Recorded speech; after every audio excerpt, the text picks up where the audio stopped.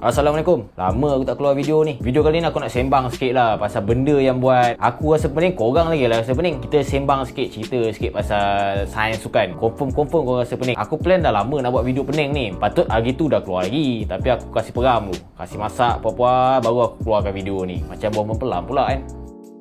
Hari tu ramai tanya aku suruh buat video pasal ni. Aku apa lagi cari masa. Aku tulis siap-siap isi apa semua. Buatlah video. Okay, sebelum aku nak mula, aku nak bagi disclaimer sikit kat korang. Nasihat aku kat korang, korang tarik nafas dalam-dalam. Elok jugalah kalau korang sediakan ubat penenang. Memang pening video ni kalau kau dengar. Lepas tu elok jugalah kau baca doa penenang hati. Pasal cerita dia memang pening. Aku pun pening, korang pun pening. Video kali ni aku akan ceritakan kesinambungan daripada episod 1. Risau tak tahu apa itu latihan heart rate, apa itu MF training, zone 2, apakah beza antara kedua-duanya. Tetapi ramai yang tidak mahu tahu tentang konsep apakah itu jenis-jenis muscle fibers. Sedangkan benda muscle fibers ini ia berkait rapat seperti fungsi, struktur, kesan kepada latihan yang memberi impak yang sangat luas kepada latihan hari yang korang lakukan selalunya. Ketika kita berlari, ada dua mekanisme yang terbentuk. Yang pertamanya aerobic base, yang keduanya adalah anaerobic base. Apakah kedua-duanya? Aerobic base ni menggunakan lemak sebagai sumber tenaga, sedangkan anaerobic base ni menggunakan gula sebagai sumber tenaga. Kedua-dua benda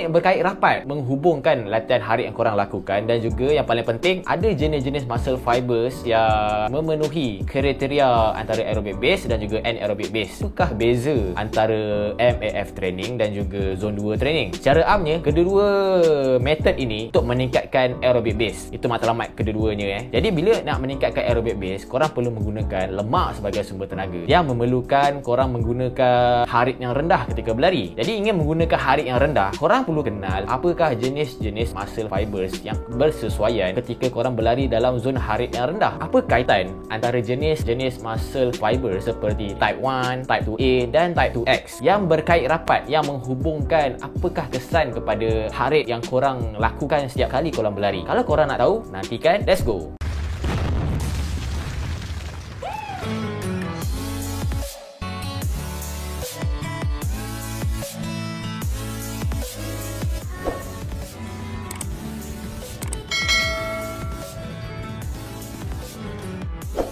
Pertama sekali aku akan terangkan apakah jenis muscle fibers itu secara struktur, bentuk bagaimana muscle fibers ni, jadi korang boleh nampak secara jelas. Dalam bentuk struktur, korang boleh bayangkan satu jenis muscle fibers yang besar. Boleh bagi contoh bicep, one bicep. Dalam bicep ni ada terdapat banyak muscle fibers, dan dalam muscle fibers ni ada kumpulan kecil fibers juga. Dalam muscle fibers tu ada kita namakan vesicles, dan dalam vesicles tu ada kumpulan kecil fibers. Dalam kumpulan fibers tu, kalau kita zoom in lagi, ada terdapat kita panggil adalah myofibril. Kesemua benda ni ia berkait rapat tentang proses bagaimana ia berfungsi, pengaliran oksigen, pengaliran darah, kesemuanya berlaku dalam muscle fibers ini. Bila cerita tentang vesicles ni, apa yang korang perlu tahu? Dalam vesicles ni ada nerve. Dalam nerve ni ia saling melengkapi, saling menghubungkan antara nerve dan juga muscle fibers. Apa benda yang trigger kedua-dua benda ni antara muscle fibers dan juga nerve? Itulah kita panggil motor unit. Dan kalau korang perlu tahu, setiap muscle fibers ni seperti type 1, type 2A,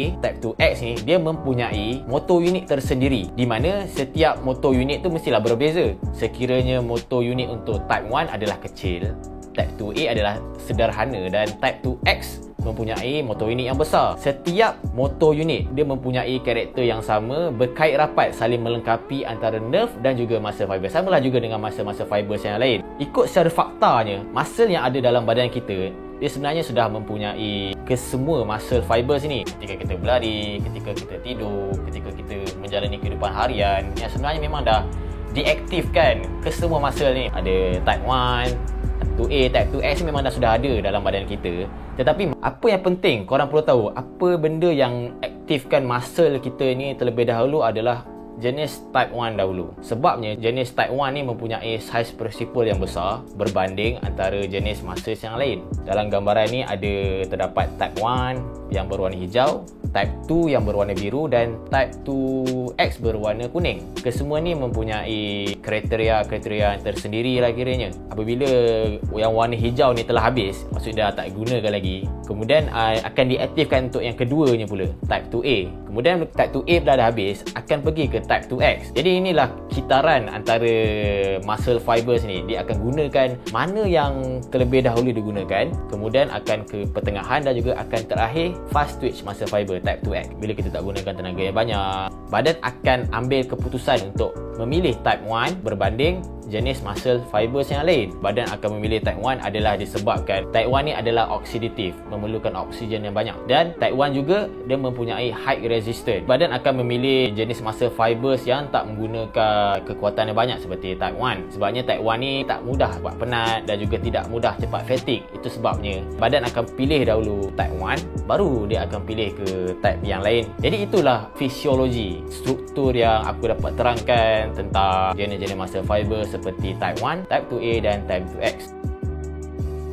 Kali ni aku akan terangkan apakah setiap muscle fibers. Yang pertamanya aku akan pergi ke Type 1 dahulu. Apakah karakter di sebalik Type 1 ini? Yang pertama adalah slow twitch fibers. Kenapa dipanggil slow twitch fibers? Adalah disebabkan dia membekalkan darah yang banyak. Yang kedua, ia mempunyai pengaliran nerve yang perlahan. Pengambilan masa yang berlaku dalam pengaliran nerve ini adalah sangat perlahan, yang membolehkan motor unit bergerak secara perlahan untuk membekalkan oksigen dan darah dalam muscle fiber. Yang ketiganya adalah saiz muscle yang terdapat dalam muscle fiber ini adalah sangat kecil kerana terdapatnya muscle fibers yang sedikit. Jadi jumlah muscle fiber yang ada pada Type 1 ini adalah sedikit berbanding dengan muscle fibers untuk Type 2A dan Type 2X. Dan yang korang perlu tahu lagi, muscle fibers ni mempunyai kadar fatigue yang rendah dan perlahan. Itulah yang dinamakan high fatigue resistant. Kalau korang nak elakkan daripada kecederaan, kalau korang baru nak start bermulakan larian, korang perlu mengaktifkan jenis Type 1 ini. Barulah korang boleh kuatkan asas dalam larian korang. Kalau korang ada nampak graf di antara force berlawanan dengan fatigue, dalam bentuk graf tu korang akan nampak berbentuk linear menggunakan force yang rendah dan fatigue yang berlaku mengambil masa yang panjang dan lama.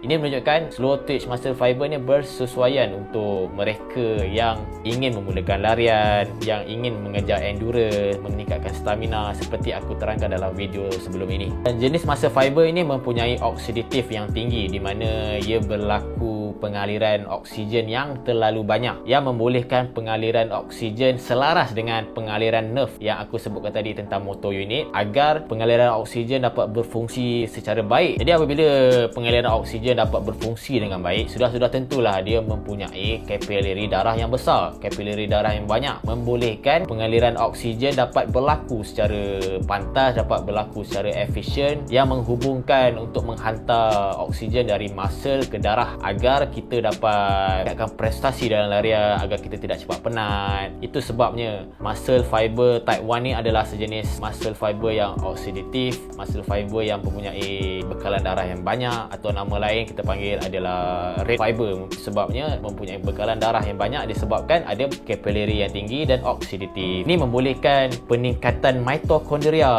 density secara tinggi, secara banyak. Apa yang korang tahu, dalam fiber ini mempunyai myosin yang tinggi yang melibatkan tentang ATP. Jadi apa benda myosin tu? Bila sebut pasal myosin ni, ia seperti sejenis elemen yang berlanggar dengan dinding muscle fiber dan menyebabkan fiber ini berkembang secara perlahan. Sasaran utama untuk mereka yang ingin gunakan Type 1 ni adalah, pertamanya mestilah endurance runner, triathlete yang banyak menggunakan slow twitch fiber ini sangat sesuai. Mereka memerlukan tempoh latihan yang agak panjang. Jadi berapa besar zon dalam latihan harit kalau korang perlu menggunakan muscle fiber ini? Secara spesifiknya, dia tidak ada specific conclude evidence yang mengatakan kalau korang berlari dengan muscle fiber ni berapa zon sekian, tak ada. Tapi apa yang pasti, kalau korang menggunakan muscle fiber ini, Type 1 ni akan menggunakan zon 2 training. Kira zon kedua ke bawah adalah menggunakan Type 1 inilah. Dan ada pendapat yang mengatakan MF training dia menggunakan lemak sebagai sumber tenaga pada tahap maksimum dan menggunakan sedikit sugar pada tahap minimum. Jadi apakah itu type 2A fibers ni? Nama lain untuk type 2A fibers ni kita panggil mixed fiber ataupun dalam bahasa Melayu adalah campuran fibers yang menggabungkan antara aerobik dan juga anaerobic phase. Dan untuk muscle fibers ni dia mempunyai oksidatif yang rendah di mana berlakunya proses glycosis. Yang berlaku proses glycosis ni adalah kekurangan oksigen dan banyak berlakunya breakdown glukos ke dalam muscle itu. Itu sebabnya oksidatif yang rendah untuk jenis muscle fibers ini. Yang ketiganya adalah pengaliran saraf yang agak rendah berbanding type 2X dan lebih tinggi pengaliran nerve berbanding type 1. Kiranya dia berada di tengah-tengah lah kiranya. Dan secara umumnya untuk jenis saiz muscle fibers ini adalah ia lebih sedikit besar daripada type 1 dan lebih sedikit kecil berbanding type 2X. Disebabkan saiz prinsipalnya agak lebih rendah berbanding type 1, itu sebabnya dia mempunyai saiz yang agak kecil dan dia mempunyai bilangan fiber yang agak tinggi berbanding type 1. Itu sebabnya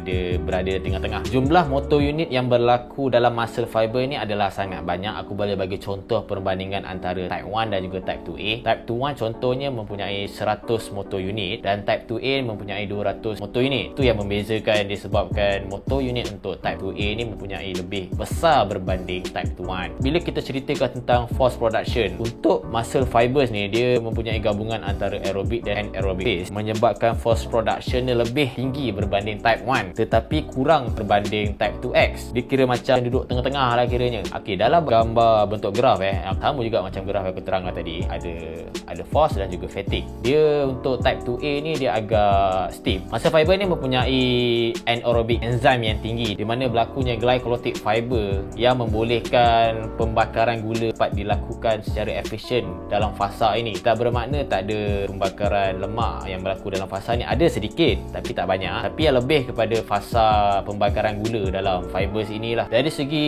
mitochondrial density mempunyai kadar yang lebih rendah berbanding type 2 disebabkan dia kekurangan oksigen, less oxidative berbanding type 2. Apabila kekurangan oksigen, mitokondria tidak dapat berkumpul secara banyak dalam muscle fiber ini. Waktu korang berlari menggunakan muscle fiber ini, yang sebenarnya peluang untuk korang fatigue tu lebih tinggi dan korang mudah cepat penat disebabkan kekurangan oksigen, dan kekurangan oksigen semestinya berkait rapat dengan mitokondria yang rendah. Bila density mitokondria rendah, itu yang menyebabkan korang tak rapat, korang cepat penat, korang cepat fatigue, kaki cepat letih dan sebagainya. Semuanya berkaitan dengan density mitokondria tersebut. Jadi bila sebut tentang mitokondria, ia berkait rapat dengan myoglobin. Myoglobin kalau kita tahu dalam type 1 mempunyai myoglobin yang lebih tinggi. Jadi untuk type 2A, tak kisahlah type 2A dan type 2S benda yang sama juga, mempunyai myoglobin yang lebih rendah. Dia tidak dapat berfungsi dan tidak dapat berkumpul dalam keadaan darah yang sedikit. Jadi di situ sebabnya mempunyai myoglobin yang rendah pada muscle fiber ini sebabkan kekurangan oksigen.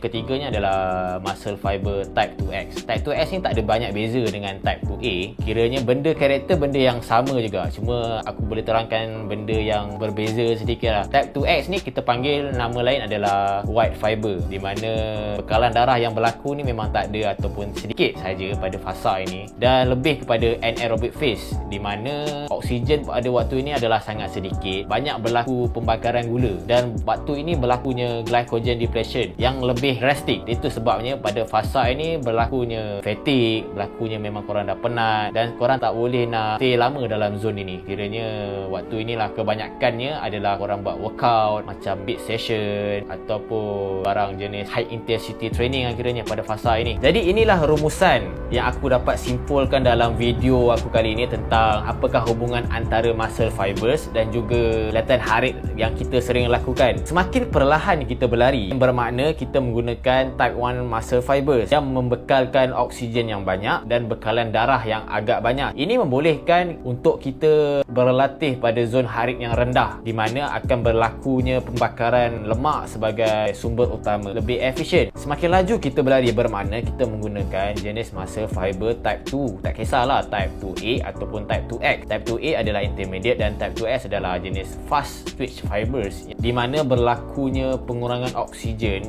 dan berlakunya pembakaran gula secara lebihan dalam fasa ini. Itulah kita panggilnya anaerobic phase, di mana kita menggunakan muscle fibers ini.